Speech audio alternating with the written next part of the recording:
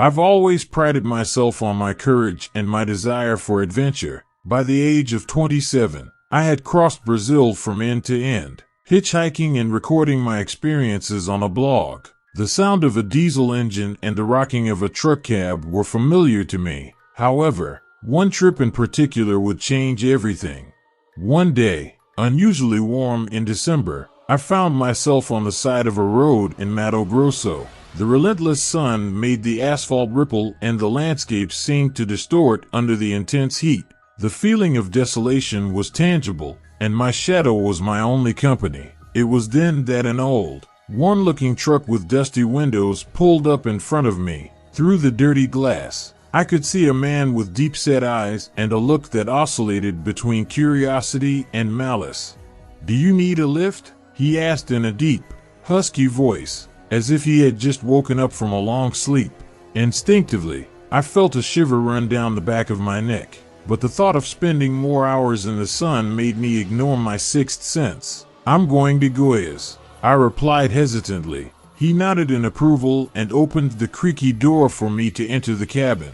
As I entered, I noticed a peculiar smell, a mixture of burnt oil, tobacco, and something else I couldn't identify. The interior was dark, with heavy curtains blocking out the daylight. The road quickly disappeared beneath our wheels and, as night fell, the silence was broken by his stories. He shared tales of places where unexplained events took place, of shadows crossing the road and of lost souls. However, the most disturbing narrative was about a woman he swore he had seen several times hitchhiking by the side of the road, looking the same every time, as if she never aged. "She has eyes like yours," he muttered with a smile.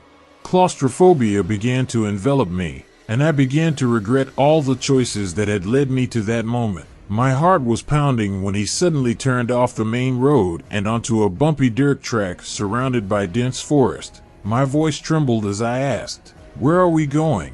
He didn't answer. Instead, he pointed to an amulet hanging from the rearview mirror, a strange object made of bones and feathers. I could swear I heard whispers emanating from it. Panic overtook me when the truck stopped in a clearing. He switched off the engine, and the silence became deafening. From his pocket, he pulled out an ancient-looking knife, the handle adorned with unfamiliar symbols. Just when I thought my end was near, headlights illuminated the clearing. Another truck appeared, and a tall, determined man got out. This man didn't say a word. He just advanced towards the truck driver who had captured me, delivering a blow that knocked him unconscious. He came over to me, checking that I was okay. I later found out that his name was João and that he was tracking the truck driver because of suspicions of rituals and disappearances in the region. I thanked João, who took me safely to Goiás. He only asked that I share my story to warn other people about the dangers of the road. That experience left a lasting impression on me. The road can offer a sense of freedom, but it also hides unimaginable dangers, and I was determined not to forget that lesson.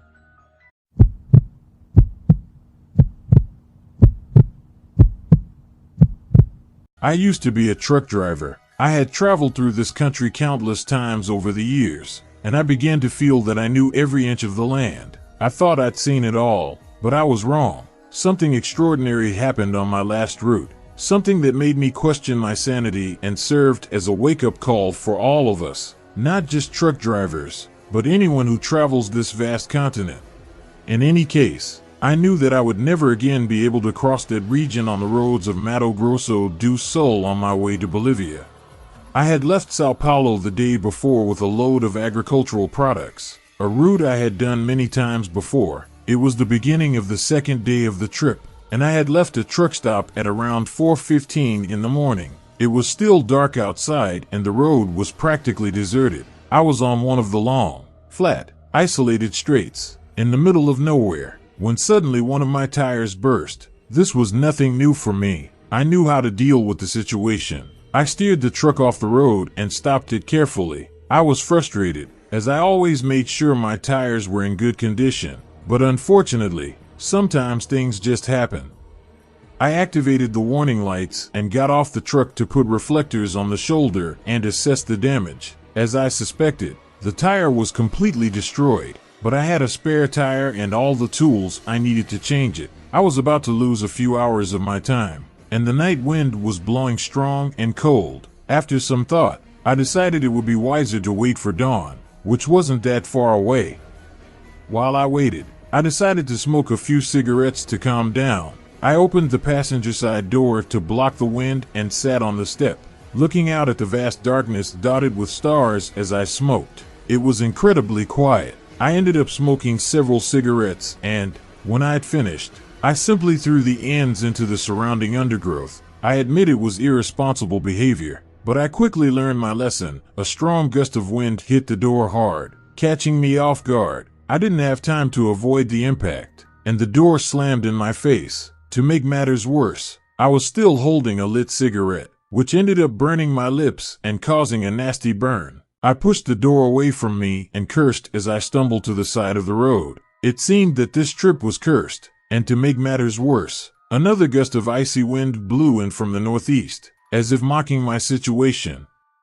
I turned to face the wind, throwing a few symbolic punches in its direction, as there was nothing else I could do. It was then that I noticed something on the horizon, looking like a human figure, but emitting an unusual glow. Otherwise, I wouldn't have been able to see it in the darkness.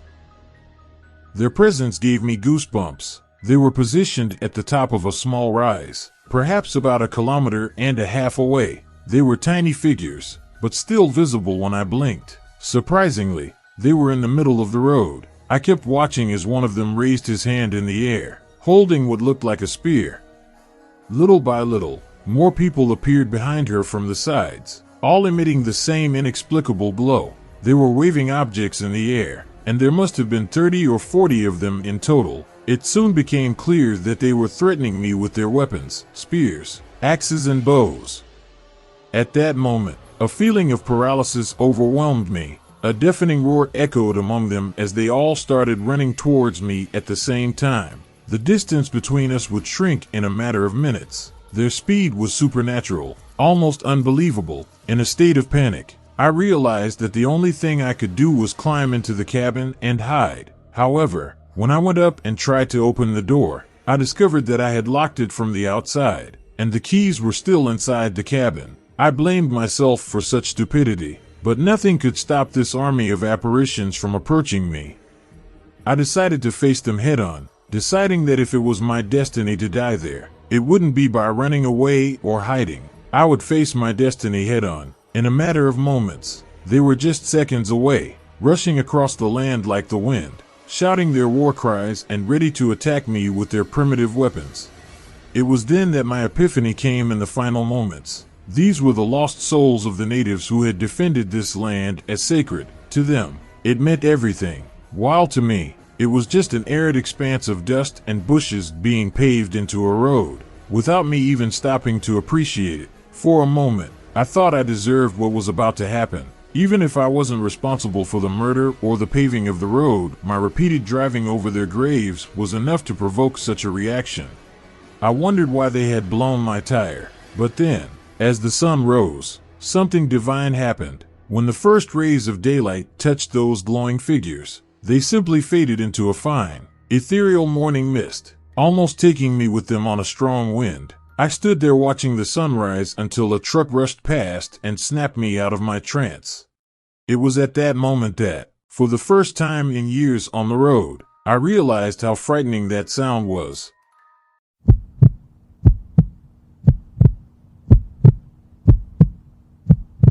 I've had many experiences along the roads of Brazil, in different regions, but that night on a little-traveled highway in Minas Gerais tested my confidence and courage like never before. The sun had already set and the road stretched out in front of me, illuminated only occasionally by the truck's headlights. The trees that lined the road created a dark tunnel, making the landscape even more isolated.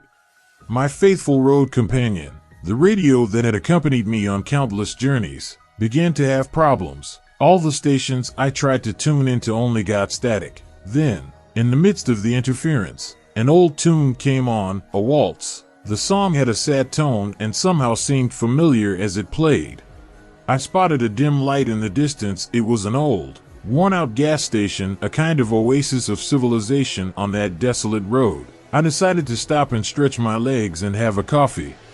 The place seemed deserted. The only evidence of life was a flickering light bulb and the music coming from an old radio on the counter, the same waltz I had heard minutes ago when I entered. An elderly man with wrinkled skin and deep-set eyes, almost hidden under his thick eyebrows, welcomed me. He didn't say a word, just indicated the coffee with a gesture as he took a sip of what looked like dirty water. The old man watched me intently, his rigid posture and penetrating gaze making me uncomfortable.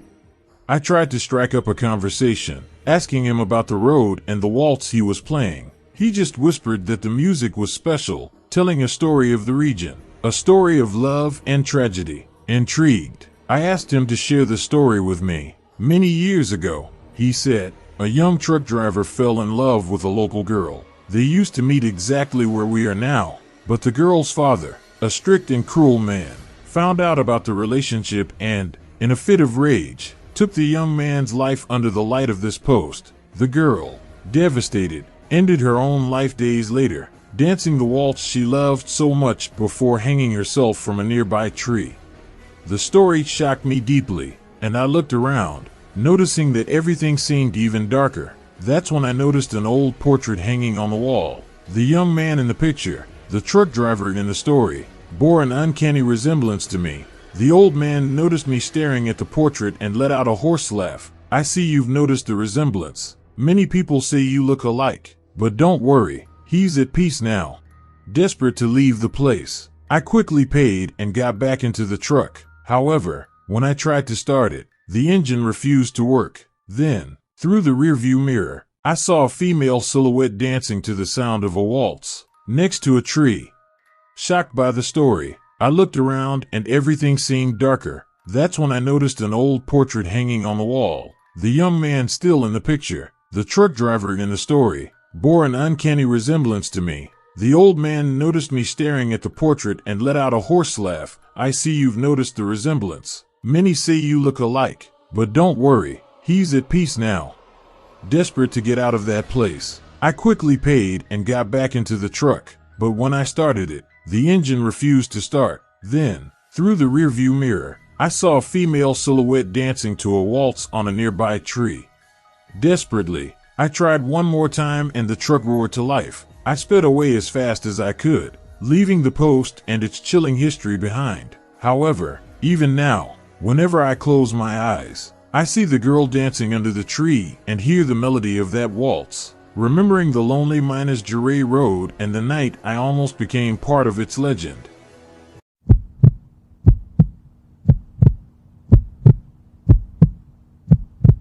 When I started my career as a truck driver, an old-timer I met at a bus stop warned me never to reveal to anyone what I was carrying, regardless of how valuable it might seem, or even if it wasn't. At the time, I considered it to be the most important part of my life. At the time, I considered it just the paranoia of someone more experienced, as I had never heard of truck theft being a real problem. However, I should have taken that veteran's advice seriously.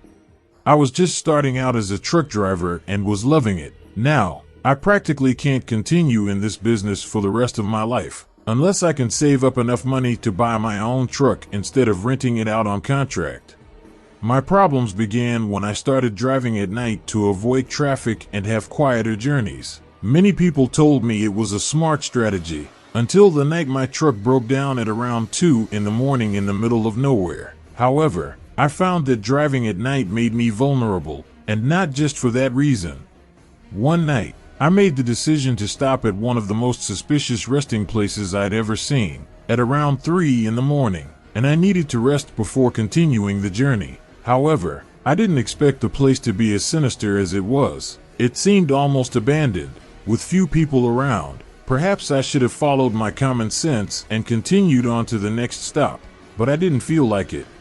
I parked, did my business and rested for a few minutes. It was then that I saw a vending machine and decided to have a look, thinking about buying a snack or a coffee. I was exploring the options when a man came out of the bathroom and approached me. He looked like he was part of a biker gang, with his leather jacket and various tattoos. "Don't worry," he said, "they're all off duty. Well, actually, I don't need any of that, I replied. So why are you here? The man asked. Oh, I'm just taking a quick break, I replied. I have deliveries to make on the road. As you wish, the man said, shrugging and taking a sip from his bottle. Good night, then, I said as I turned and started walking back to my truck. The man didn't follow me, but he didn't accept that I wanted to end the conversation either. Is that your truck out there? He shouted, stopping and turning to look. Yes, I replied. What are you carrying? He asked. At that moment, I remembered the old-timer's advice, never let anyone know if you're carrying anything valuable in your trailer.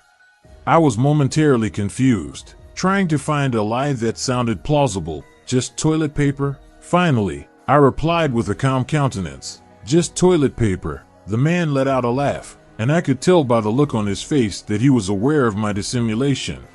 That's not worth as much as it used to be, he commented. Yes, I replied uncomfortably, turned around and went back to my truck. Have a good trip, I heard the man say over his shoulder.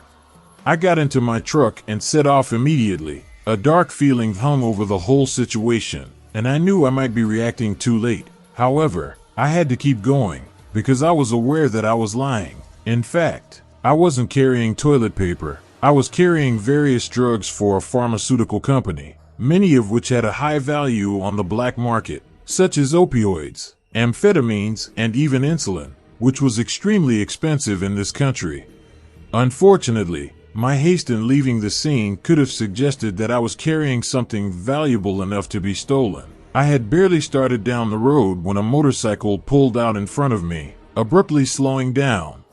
I realized it was the same guy I'd been talking to, but now he was wearing a hoodie. He must have believed that I wouldn't hit him and wouldn't risk killing him, and he was right. I slowed down and, before I could react, I was surrounded by cars on the left.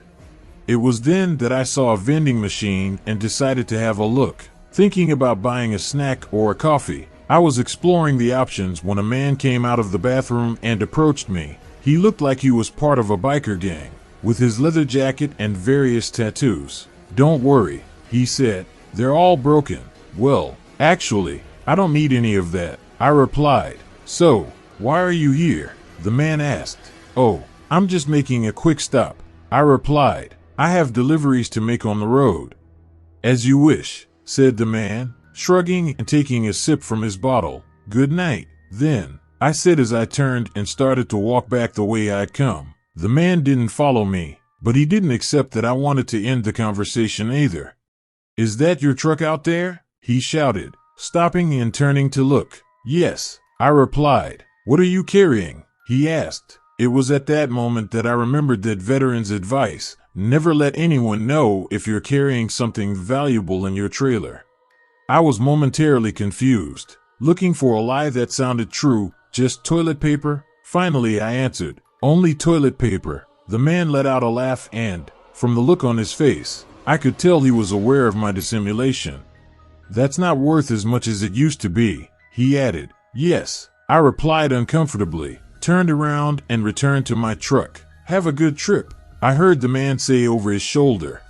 I got into my truck and set off immediately. A dark feeling hung over the whole situation, and I knew I might be reacting too late. However, I had to keep going, because I was aware that I was lying. In fact, I wasn't carrying toilet paper. I was carrying various drugs for a pharmaceutical company, many of which had a high value on the black market, such as opioids, amphetamines, and even insulin, which was extremely expensive in this country. Unfortunately, my haste in leaving that place perhaps implied that I was carrying something of great value, something worth stealing. I had barely begun to enter the road when a motorcycle approached quickly in front of me, braking abruptly because of the jacket I was wearing. I immediately realized that it was the same guy I had been talking to, but now he was wearing a hoodie. He seemed to trust that I wouldn't hit him and that he was willing to risk his own life to confront me. And unfortunately, he was right. I slowed down, and before I could react, I found myself surrounded by cars on the left. They began to force me towards the shoulder, but I stubbornly stayed on the uneven road, glimpsing for a moment the possibility of a way out. The motorcycle in front of me gave way, but within seconds, A well-worn white van took over and braked sharply. I had no choice but to collide with the back of the van. In a fit of rage that day, I accelerated to the maximum and forced it out of my way. However, when I looked out of the driver's window, the man on the motorcycle was standing next to the van that was blocking my route, pointing a gun directly at me. An overwhelming panic set in and, in a gesture of desperation, I turned the steering wheel abruptly to the left, causing the van and the biker to back off, but they weren't willing to give up. Suddenly, the biker fired his gun. The bullet grazed the top of the van and lodged somewhere in the roof, luckily missing its target. Immediately afterwards, the occupant of the van leaned out of the window holding a shotgun and fired at the front wheels of my truck, causing the tires to explode immediately. At that moment, it became clear to me that my life was in danger if I didn't stop, so I finally gave in. I stopped the vehicle and held up my hands, aware that what was about to happen would not be pleasant. In the blink of an eye, they started hammering the cabin and shouting, demanding that I open the doors, threatening to break them down and harm me. They were all wearing masks that completely concealed their faces, rendering any attempt to identify them useless. I looked up and unlocked the doors, only to be pulled out of the cab by the biker and thrown to the ground. I caught a glimpse of my dashcam being smashed before the brutal beating began. Several assailants came at me with batons, punches, and kicks. I tried to protect my head with my arms and hands, but I couldn't resist for long before I lost consciousness. The last memory I have is of being brutally beaten. I woke up in hospital a few weeks later with everyone around me expressing doubts about my survival. My skull was fractured, eye socket completely destroyed, teeth missing, jaw broken, ribs cracked, organ punctured and bleeding internally, and my body covered in bruises and cuts. They say I was found in a ditch by a shepherd 3 hours later. The doctor explained that if I had taken another hour, I would have died from a swollen brain or suffocated from my own blood. It's truly a miracle that I survived. However, the police investigation didn't make much progress. Unfortunately, the group picked up the truck with the flat tire, took it to a clearing in the forest next to the road, rummaged through the cargo for valuable items, and took everything. They then abandoned it and fled. Suspects have been identified on the basis of fingerprints and my account of events, but the gang remains at large. They could be anywhere in the country right now. Recovery has been and continues to be a long and difficult road for me, and, of course, I've had to file for bankruptcy because of the medical debts, because, frankly, I can't afford to pay them.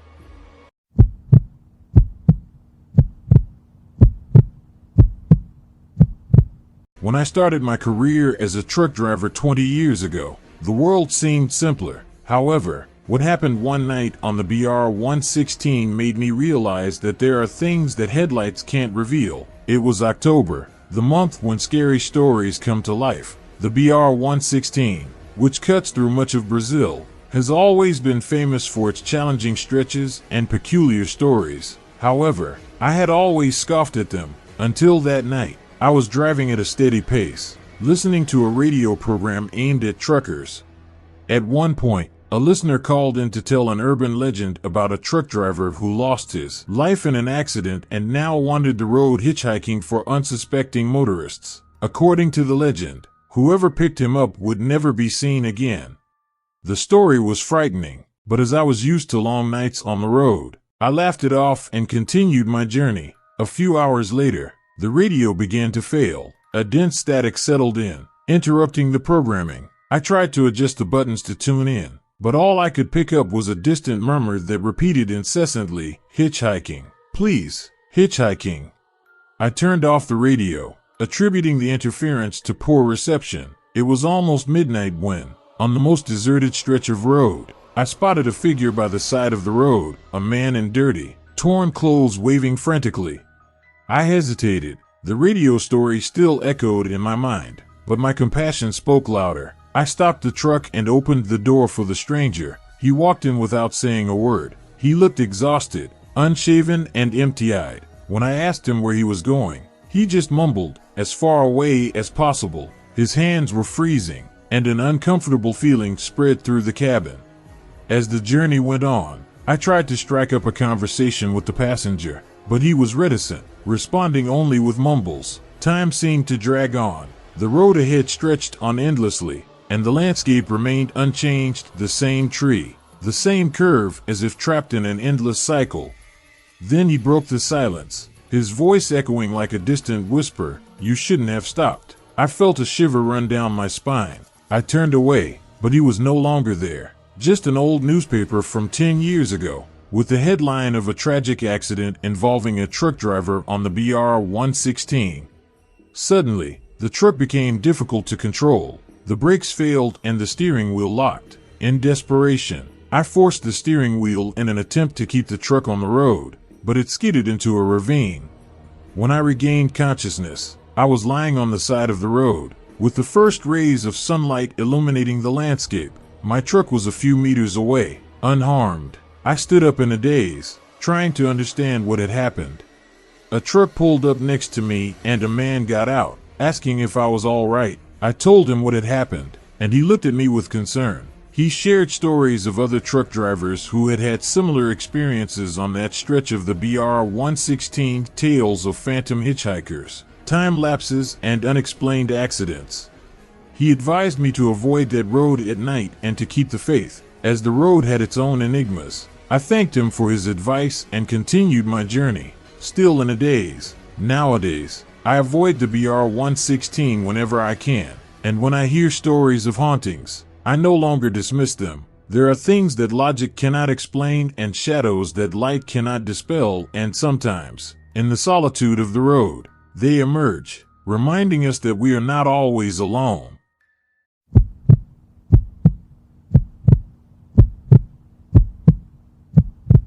As a truck driver, I have to be extremely cautious on the road, because any carelessness, even for a few seconds, can result in serious injury. I'm not talking theoretically. Once, while I was parked at a rest area, carrying out routine checks on my vehicle, I noticed something suspicious, a strange man wandering around the truck parking lot. At the time, I didn't take much notice, as I was about to set off on my journey. After making sure everything was in order, I got into my cab and locked the doors, believing I was safe. I took a minute or two to fiddle with my cell phone and choose a podcast before getting back on the road. The next few hours passed uneventfully until it was time to fill up. I pulled into a gas station and started filling up from the driver's side, completely oblivious to any problems. However, while I was on the other side organizing the space on the passenger seat, I swore I heard the sound of my door being opened and closed. I stopped refueling, checked around and even inside the cab to see if anyone was there, but saw nothing. I put it to one side, but promised myself to be more careful when locking the doors, even if I only went out to fill up. After filling up, I went into the store to get something to eat and use the restroom. When I got back on the road, everything seemed to be going well until a few kilometers ahead. Suddenly, a cold, sharp blade pressed against my throat, while a dirty hand squeezed my neck. My heart sank and my vision narrowed, focusing only on what was in front of me. Then a male voice whispered in my ear, "Turn off the radio and pull the vehicle over." At that moment, I just wanted to understand what to do. I followed his instructions, unable to call for help over the radio and unable to reach the cell phone in my pocket. Maneuvering the truck dangerously on the road wouldn't have been a viable solution either. I knew there was something in the cab that could help me, but I had to find a way to reach it. As I parked on the roadside and turned on the warning lights, the man grabbed my face, forcing me to look him in the eye. It was at that moment that I realized he was the same suspicious individual I had spotted at the last rest area. Up close, he was even more repulsive, but he was determined to attack me. He must have hidden in my truck and traveled more than 115 kilometers, waiting for the right moment to sneak in while I was refueling. Now, he believed he would finally get what he wanted. He ordered me to climb into bed with him and warned me not to try anything. "I need you to stay alive. You just need to be warm," he murmured with a sick smile. A shiver ran down my spine and I almost threw up in his face, but I stopped myself. He held my arm with his free hand and kept the knife close to my throat as he tried to drag me towards the bed. Aware that there was a step to climb, I took advantage of my lower position to make a decision. I grabbed the hand holding the knife and kicked him in the groin. Then, at the last moment, I turned sideways and kicked the knife away, causing him to fall to the floor of the driver's seat as I landed in the passenger seat. Before he could get up, I opened the glove compartment and grabbed my 9mm caliber pistol, which was loaded and ready to use, instantly disabling the lock. I know it's illegal, but it was the only thing that saved me that night.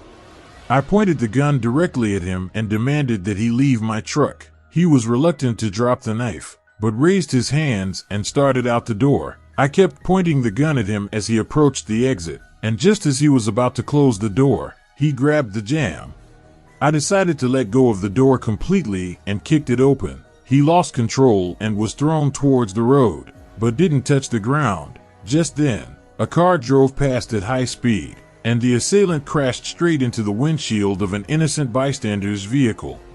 It all happened in the blink of an eye, and I stood up to watch as the car sped away. Thank God, it stopped without causing any more accidents. The assailant was seriously injured by the impact, and the driver of the vehicle, a young man in his 20s, was visibly shaken. He was probably deeply traumatized, but when I told him that he had hit a dangerous guy and not an ordinary truck driver, he seemed to understand the situation.